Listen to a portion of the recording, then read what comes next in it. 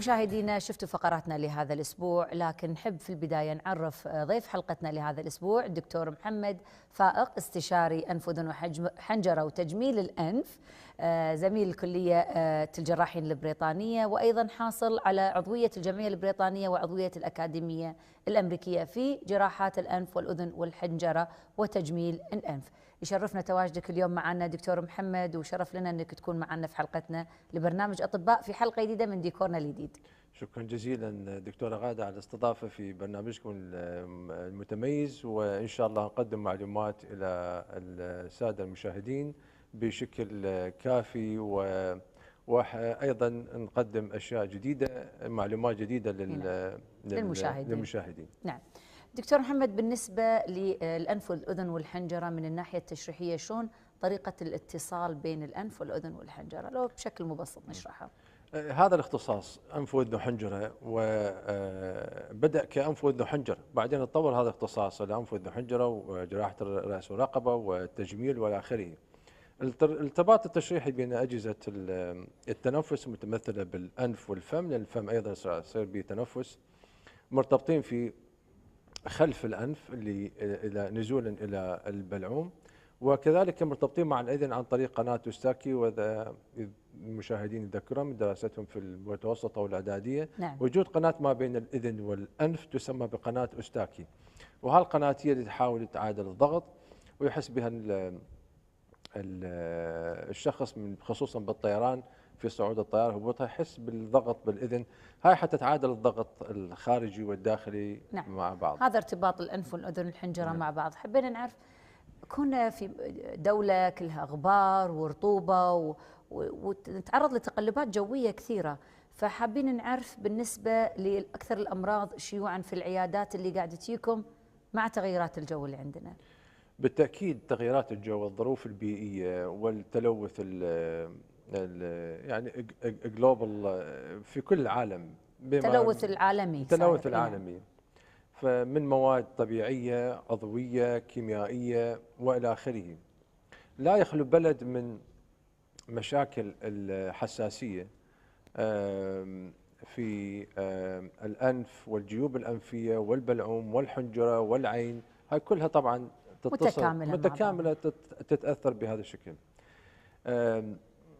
فحساسية الأنف والجيوب الأنفية من الحالات اللي الشائعة والمتكررة وتزداد في شدتها، وخصوصا بعد زيادة التلوث البيئي، وبالإضافة إلى ذلك أصبح استجابة المريض إلى العلاجات التقليدية. نعم. نعم. اللي منها الأدوية والبخاخات والحبوب والكورتيزون وإلى آخره، أصبح الاستجابة إلى هذه ضعيف، ويسبب أيضا ريباوند فينومينا، يعني مردود عكسي، رد فعل عكسي ما بعد استخدام الدواء. ما بعد استخدامه. نعم. فيصل المريض، يعني اليوم الصبح جوني مرضى شباب حالة مستفحلة من الحساسية،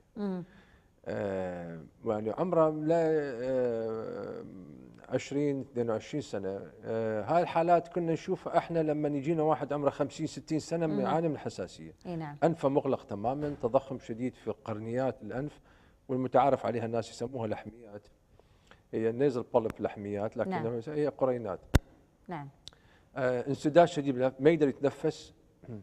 والمسألة المهمة اللي يعني ظهرت تقريبا بال10 15 سنة الثانية، أنه حساسية الأنف والجيوب الأنفية أصبحت تؤثر على القصبات الهوائية. نعم. فزادت ظهرت حالات الربو. أحسنتي. بالضبط، والالتهابات الرئوية قاعدة تزيد هالأيام. بالضبط. الدكتورة تعرفين أنه حالات الربو القصبات كان يعني سبيشال انتيتي، معزولة تقريبا كربو. نعم. لكن الآن يعني هذا المريض اللي أشوفه ومرضى آخرين عديدين. نعم. أنه دكتور يقول أنا ما عندي ربو. نعم. احنا ما نبي نتطرق للربو، قاعد نتطرق لشيء ثاني. طيب. بغي نتكلم عن الحساسية الأنفية، شنو الأعراض اللي يشكي منها المريض عشان نقول والله، خاصة بهالفترة هذه قاعد يجونا المرضى ويقولون أنا عندي حساسية، نقول له لا عندك إنفلونزا، يقول لا أنا عندي الحساسية، نقول له لا إنفلونزا خشمي قاعد يصب. فنبي نوضح لهم الفرق بين الإنفلونزا الالتهاب الفيروسي أو مصاحب له أحيانا بكتيري والحساسية. طيب. حساسية الأنف تؤدي إلى تقريبا الى اعراض قسم من اعراض الالتهابات اللي هي الانفلونزا والبرد، حالات البرد العامه والتهاب الانف العادي، من الحكه وتصبب الماء وانسداد الانف وحكه بالبلعوم و دموع في العين، تدمع العين. نعم. بالضبط. وايضا تدمع العين وحكه في العين وصداع في الراس، ويزيد ايضا من وجود هاي الحساسيه، حيزيد ايضا من حالات اخرى اللي ذكرنا من عندها الربو، وممكن يزيد من حالات الشقيقه. صحيح. وحالات اخرى اللي يعني اكساسربيت او اكتيفيت يحفزها انها تزيد. بالضبط. نعم. فبالنسبه للالتهابات اللي قد المريض يشوفي يشتكي ايضا من التصبب المي من الانف، السوائل اقصد، وكذلك انسداد بالانف، لكنه تلاحظ المريض عنده حراره، ارتفاع درجه نعم. الحراره. نعم. عنده اعراض عامه بالجسم من النحول والام بالمفاصل، فقدان الشهيه. نعم. ففي اعراض اخرى تميزه عن البرد. ولكن الحاله اللي ايضا لاحظناها بالعشر سنين تقريبا الماضيه انه المريض يشتكي من الحساسيه طول السنه، فمن يصير عنده اعراض برد فيصير اعراض برد مع الحساسيه مصاحبه، فتؤدي الى حاله من اكيوت يعني انفكشن، حاله حاده من البرد مع حاله حاده من الحساسيه بشكل اكثر مما في الحاله الطبيعيه. نعم نعم. فحبينا نعرف الفحوصات الأولية. طبعا المريض بيشكي، بيقول أنا عندي صبة خشم، دموعي قاعدة تنزل، مو قادر أوقف عطاس. بغينا نعرف الفحوصات الأولية اللي تجريها في العيادة، منها من فحوصات الدم، شنو ممكن تفيدنا فيه؟ الحساسية، حساسية الأنف، في أهم شيء هو الفحص السريري. أي نعم. أما الفحوصات الثانية فهي مكملة. نعم. ما أحسنتي، مضبوط. لكنه الفحص السريري والفحص بالمنظار هو الأساس في تشخيص الحساسية الأنف. أما الفحوصات الأخرى مثل فحوصات الدم وفحص الحساسية عن طريق اللزقات، الجلد بالضبط. نعم. أو عن طريق الدم. الفحوصات هاي أيضا عملنا بها بحوث، عملنا عدة أنواع من فحوصات الحساسية، وفي حتى أجهزة متطورة لفحص أكثر من 300 نوع من الألرجين أو المواد المحفزة للحساسية.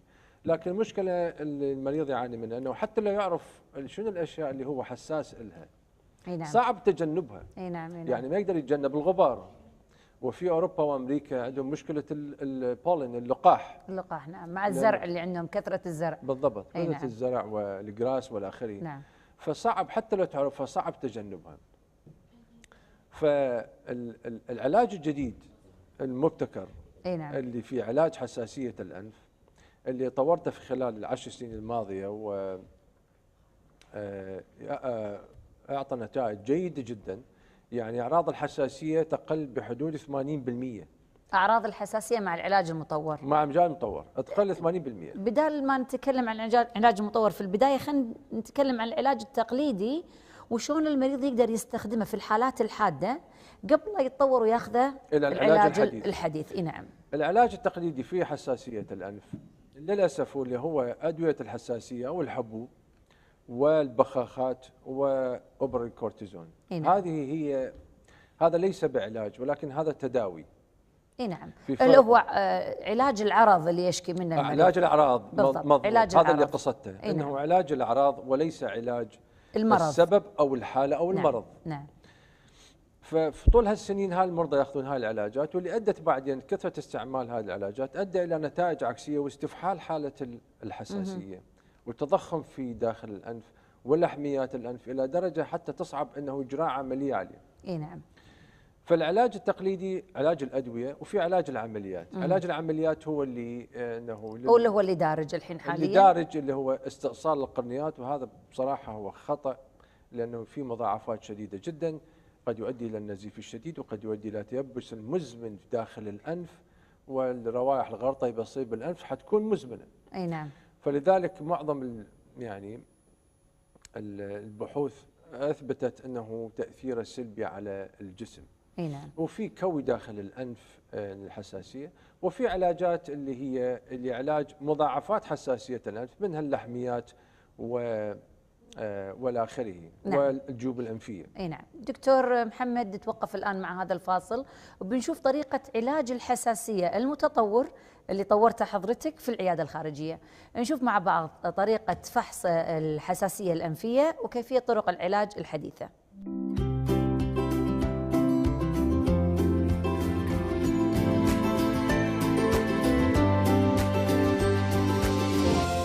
العلاج المتطور والحديث لحساسية الأنف، وعيادة أنف وأذن وحنجرة وتجميل الأنف تفتخر بهذا العلاج المتميز الوحيد في الكويت والشرق الأوسط، وقد يكون هذا العلاج المتميز المبتكر متميز في العالم أيضا. داخل الأنف حيكون بعض الإجراءات ونتيجة للتضخمات الموجودة ومناطق خاصة في الأنف يتم العلاج والتعامل معها، كما سنرى في هذا الفيلم المصور. مثل ما تلاحظون أعزائي المشاهدين في داخل الأنف، وراح نلاحظ أنه حاجز الأنف هذا موجود وعلامات الحساسية واضحة جدا والتضخم والى آخره. وتلاحظ أيضا هاي لحمية الأنف السفلى، هذه لحمية الأنف متضخمة جدا مع الإفرازات الشديدة الموجودة داخل الأنف وتضيق في الأنف، وهي نتيجة لوجود الحساسية الشديدة. ودخولا بالأنف راح نلاحظ الجهة الثانية أيضا راح نلاحظ اللحمية السفلى واللحمية الوسطى وحاجز الأنفنة والإفرازات الشديدة تسبب الحساسية. العلاج الجديد والمتميز في حساسية الأنف أنه يتم توسيع الأنف بحيث يستطيع المريض أن يتنفس، في تصغير هذه اللحميات، وكذلك نعمل علاج خاص إلى مناطق معينة في الأنف اللي راح تقلل من الإفرازات ومن العطاس، وكذلك راح تقلل من الشعور بالانسداد. فهذا علاج جيد جدا. نسبة نجاح العلاج في تقليل أعراض الحساسية والعطاس وانسداد الأنف والى آخره يحتاج إلى جلسة واحدة، وقليل من الحالات يحتاج إلى جلسة ثانية.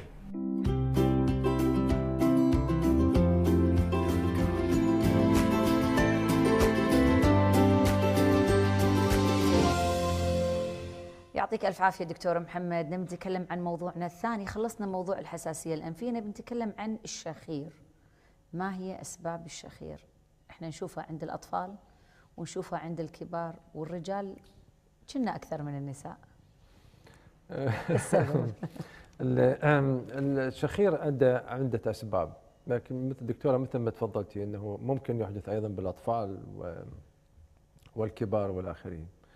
المجال التنفسية من يصل بها نوع من الانسداد، من نوع من التضيق، يؤدي إلى اختلال في حركة الهواء. نعم. سواء إذا كان هذا التضيق بالأنف، بالفم، بالبلعوم، فوق الحنجرة، أو حتى الحنجرة نفسها. هذه المناطق كلها أي تضيق بها يؤدي إلى شخير. هاي من الناحية الفيزيولوجية مثل البايب. نعم. وإذا يمكن به تضيق حسب تربلنس، يعني تذبذب بالضبط بالهم. دوران الهواء نقول بالضبط في طريقة عشوائية وليس بطريقة مستقيمة دخول الهواء، يؤدي إلى أصوات. نعم. بهالشكل. هاي من الناحية الفيزيولوجية. في بعض المرضى عندهم هذا التضيق موجود بالأنف نتيجة الحساسية وتضخم اللحميات والى آخره، بالفم نتيجة تضيق البلعوم أو زيادة في حجم اللوزتين، أو هطول سقف الفم إلى الأسفل بحيث يطخ بالخلف اللسان. احنا لما نقول كذي عشان الناس تفهم هطول سقف الحلج ما راح يفهمونه. نقول لهم الحلج نفسه البلعوم، لما تشوفون الدندوشه هاي اللهات اللي قاعده تنزل، اللهات كلها تكون نازله، فيصير حتى لما تطلب بلعومك تشوف الفتحه صغيره فمجرى الهواء يكون صغير حتى وقت التنفس، او احيانا حتى اللي عندهم اللوز كبيره تكون ضاكه على مجرى الهواء هم بعد مسببه ضيق في المنطقه، فتشوف المكان اللي ممكن يدخل منه الهواء يكون جدا ضيق وصغير. ممتاز. نعم. وايضا خلف اسفل اللسان في ايضا لوزتين غير اللوزتين اللي احنا نشوفهم بالضبط، يسموها اللينجوال تونسل او لوزتي اللسان، هاي نعم. ايضا تتضخم في بعض المرضى. واعلى الحنجره ايضا مرات تصير تضيق. فما تقدر تتعالج الشخير الا اذا تحاول ان نشوف اي وين هذا التضيق. نعم. هذا كله يكون بالفحص السريري دكتور محمد. بالضبط، فحص السريري وفحص المنظار. نعم. بفحص المنظار والمريض راح يعمل فشي يعني مشابه الى حركه الشخير خلال النوم. نعم. فحتبين التضيق خلال اين منطقه التضيق. اي نعم. وهي الى 4 درجات تحددين حسب حاله المريض، بها كلاسيفيكيشن، تصنيف يعني 4 درجات، وعليها انه تعالج المريض. ما سبب هذا التضيق؟ قد يكون سبب مكتسب من الانف والجيوب الانفيه والتهاب المزمن باللوزتين والى اخره، ولكن بعض البحوث اظهرت انه في هناك ايضا جينات للشخير اللي تسبب الشخير. نعم. وهاي انا لاحظتها بصراحه في بعض المرضى، يعني المريض ما عنده اي زياده في الوزن، نفحصه بالمنظار ما عنده اي تضيق، يعني لا في زياده وزن اللي نقول نسبب اللي للشخير ممكن يسبب يعني. ولا عنده تضيق في المجال التنفسي، ولكن شخيره قوي جدا. اي نعم. فهذا ممكن يسبب يعني يعني احراج طبعا من الناحيه الاجتماعيه، سواء للزوج او للزوجه، او حتى لو كان واحد سنجل، يعني اصدقاء من يسافر معاهم شخيره عالي، وقسم شخيرهم يعني يوصل عده غرف، بعد عده غرف. فيكون محرج جدا من الناحيه الاجتماعيه، وتشوف المريض يعني جسمه ضعيف، ما عنده سمنه، ما عنده انسدادات. هل التدخين له دور او تاثير سلبي على انه يخلي المريض يسبب له ان هذا نوع من الشخير، انه يكون مدخن؟